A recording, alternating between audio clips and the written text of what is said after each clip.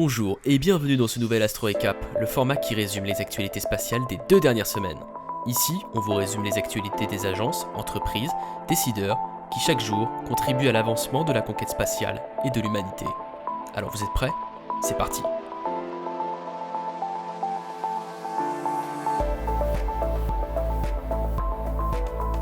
Commençons tout d'abord par la partie Starbase et penchons-nous sur l'avancée des différents prototypes en construction à Boca Chica.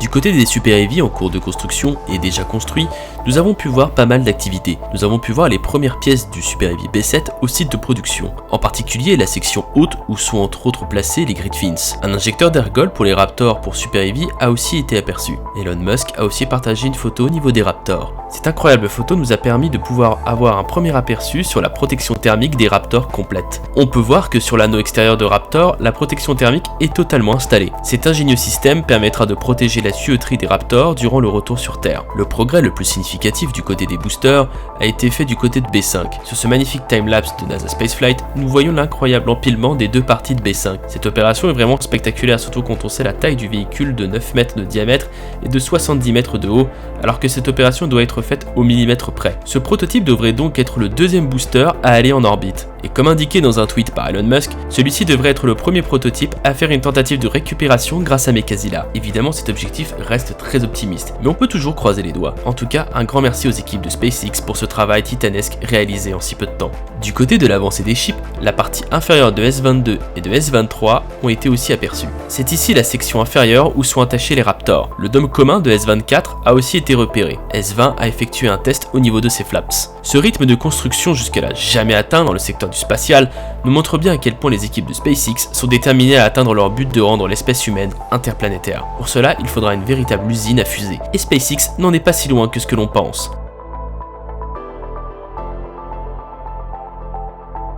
Désormais, dirigeons-nous vers le site de production. L'endroit où naissent tous les chips et boosters, le site de production de Starbase, ce lieu qui au départ n'était qu'une simple tente au milieu de nulle part, s'est totalement transformé en véritable chaîne de production de fusées. SpaceX se prépare actuellement à la prochaine et la plus spectaculaire des phases du programme Starship, lancer des véhicules en orbite. Pour cela, SpaceX a évidemment prévu les grands moyens, j'ai nommé le White Bay. Cet immense bâtiment situé juste à côté du High Bay pourra supporter la construction de X véhicules. Cela permettrait d'accélérer grandement la production des chips et des Super Heavy. Pour cela, la grue LR-11000 ou Bucky est désormais sur place pour la construction du White Bay. Une nouvelle pièce très intéressante a été aperçue sur le site de production. C'est une protection pour le Quick Disconnect Arm du booster. Le Quick Disconnect se rétracte à l'intérieur et cette cage se refermera afin de le protéger des flammes du Super Heavy au décollage. On devrait voir cette pièce être roll-out du site de lancement au site de production d'ici quelques jours et elle sera installée par une des grues du site de lancement.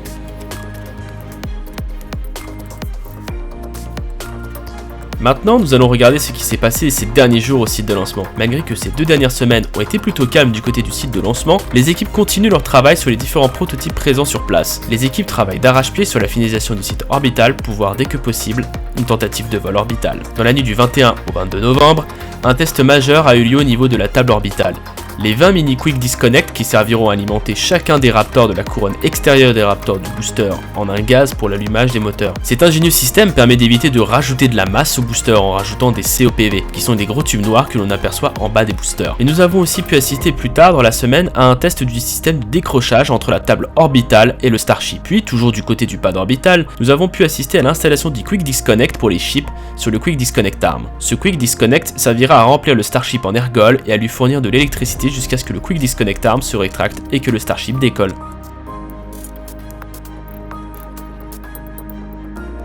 Nous en avons désormais terminé sur l'avancée des différents sites et prototypes à Starbase. Mais penchons-nous sur une autre grosse actualité autour du Starship. Les nouvelles du côté du Starship ces 2 dernières semaines ont été surtout concentrées sur la conférence d'Elon Musk autour du futur du Starship. Dans cette conférence, le patron de SpaceX a rappelé ce qu'était le Starship et ses différents objectifs. Mais Elon Musk a aussi dévoilé les plans pour SpaceX à court, moyen et long terme. Tout d'abord, commençons par les plans à court terme. D'ici la fin du mois de novembre, les équipes de SpaceX espèrent terminer toutes les infrastructures du pad orbital A, puis SpaceX enchaînera sur une phase de test au mois de décembre. Ces tests seront certainement des tests de la ferme à Rigol, du pad orbital et des infrastructures de la tour de lancement, mais aussi des tests, espérons-le, de B4, qui serait sûrement le premier booster en orbite. Puis Elon Musk a abordé le thème du vol orbital. SpaceX vise donc un vol orbital en janvier ou au plus tard en février 2022, ce qui correspond bien avec les annonces de la FAA qui a dit que le document environnemental pour Starbase devrait être terminé et rendu public le 31 décembre. À partir du moment où SpaceX aura l'approbation de la FAA, ils pourront postuler pour une licence de vol. Et une fois cette licence acquise, le vol pourra enfin avoir lieu. Le fondateur de l'entreprise a aussi ajouté que le vol ne sera pas forcément un succès, mais qu'il apportera beaucoup d'informations à l'entreprise. Certes, ce planning est ambitieux, mais toutefois réalisable. Pour les plans à moyen terme, Elon Musk a évoqué les plans de SpaceX dans les 3 prochaines années, c'est-à-dire avec 33 Raptor V2, la puissance au décollage du Super Heavy sera 2,3 fois supérieure à une Saturn V au décollage. L'entreprise espère atteindre l'orbite l'année prochaine et espère lancer une douzaine de vols orbitaux en 2022, soit un vol par mois. Cela semble très peu réaliste, mais n'oublions pas que SpaceX possède un grand nombre de prototypes en cours de construction. SpaceX veut terminer la phase de test de lancement des Starship en 2022 et lancer des premières vraies charges utiles en 2023. L'entrepreneur a aussi parlé des plans à long terme de l'entreprise. La firme spatiale travaille toujours sur le concept de Starship télescope spatial. Le Starship sera normalement 10 fois moins cher que la Falcon 9. Enfin, Elon Musk espère pouvoir faire atterrir 2 à 3 Starship cargo sur Mars avant d'envoyer un équipage. Nous avons désormais fini avec les actualités autour du Starship, mais avant de passer à la suite, où nous parlerons entre autres de l'incident avec l'ISS et du report de James Webb, n'hésitez pas à vous abonner à la chaîne YouTube et à mettre un pouce bleu, cela nous aide énormément. Maintenant, passons aux news et lancements de ces 2 dernières semaines.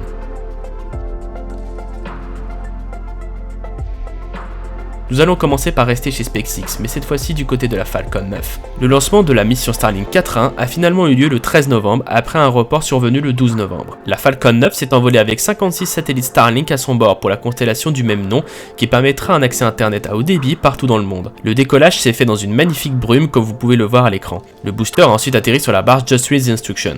Puis a eu lieu le mercredi 24 novembre le départ d'une autre Falcon 9 depuis la base militaire de Vandenberg. La fusée était chargée d'envoyer la mission DART ou Double Asteroid Redirection Test qui est une mission de la NASA en collaboration avec l'APL.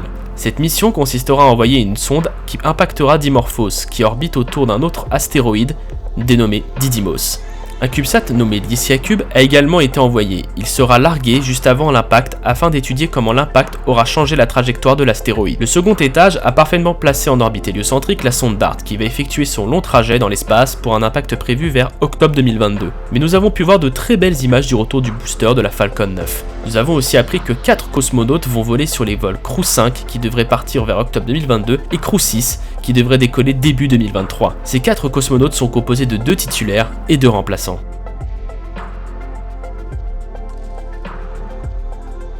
Maintenant, regardons du côté de chez nos amis de chez Rocket Lab. Le lancement de la mission Love at First Insight, initialement prévu le 11 novembre, a été reporté à cause d'un souci au vol puis à cause de la météo. Finalement, le 18 novembre, à 2h du matin, l'Electron a finalement décollé de Maya en Nouvelle-Zélande. Après la séparation de des étages, le premier est venu amérir et être récupéré par un bateau. Peu après, le déploiement des 2 satellites Black Sky a eu lieu correctement. De plus, la firme de Peter Beck a annoncé la première récupération par hélicoptère vers mi-2022.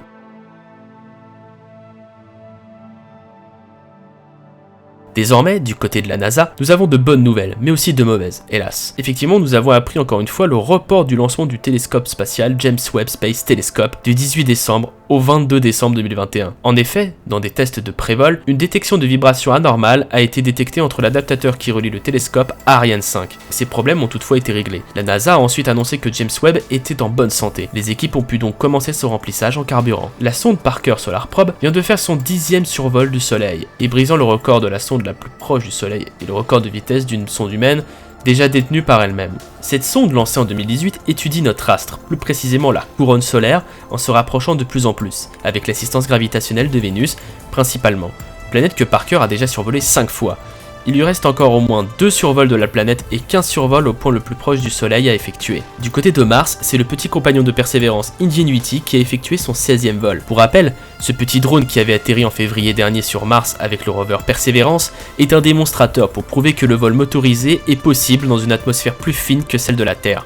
Initialement prévu pour 5 vols, la NASA et le JPL ont décidé de prolonger sa durée de vie en lui faisant faire des vols supplémentaires qui servent à entre autres cartographier le terrain.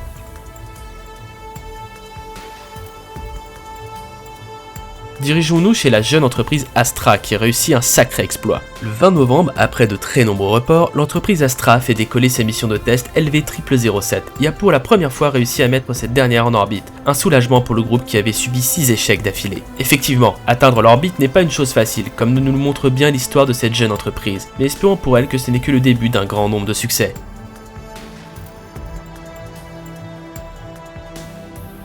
Maintenant passons sur les news autour de la Station Spatiale Internationale. Entre le lundi 15 et le mardi 16 novembre, l'ISS est passé à plusieurs reprises dans un nuage de débris alors inconnu. L'équipage a alors verrouillé tous les modules radio de la station et se sont confinés dans leurs vaisseaux respectifs. Après plusieurs heures, les Mission Control ont conclu que l'ISS était dans une zone verte. Et le lendemain, tous les modules de la station ont été ouverts. Les services de renseignement américains ont confirmé ensuite que les débris sont le résultat d'un test de destruction de satellites effectué par la Russie ayant engendré plus de 1500 débris. Le 20 novembre, à 17h, le cargo Sinus s'est désamarré du segment américain de l'ISS pour revenir sur Terre. Ensuite, le 25 novembre, c'était au tour du Progress MS-17 de se détacher de Nauka. Puis le mercredi 24 novembre, une Soyuz 2-1B est partie rejoindre la station avec à son bord le nouveau module Pritchal, transporté par un Progress MUM qui s'est amarré sur le module Nauka le 26 novembre.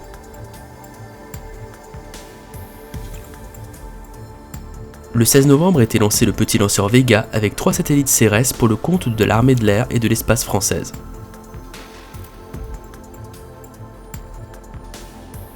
Nous avons eu aussi une annonce particulière chez Blue Origin. L'entreprise a annoncé l'équipage et la date de lancement pour le vol touristique NS-19. Ce vol emportera Dylan Taylor, l'investisseur Evan Dick, Lane Bess et Cameron Bess. Le vol aura normalement lieu le 9 décembre.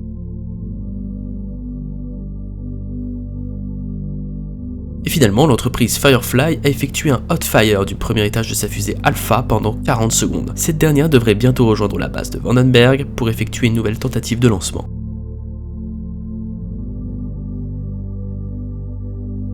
J'espère que ce récap vous aura plu, n'hésitez pas à faire part de vos remarques constructives en commentaire. Vous pouvez également rejoindre le serveur Discord si vous souhaitez rejoindre la communauté et nous suivre sur les autres réseaux pour ne louper aucune actualité spatiale.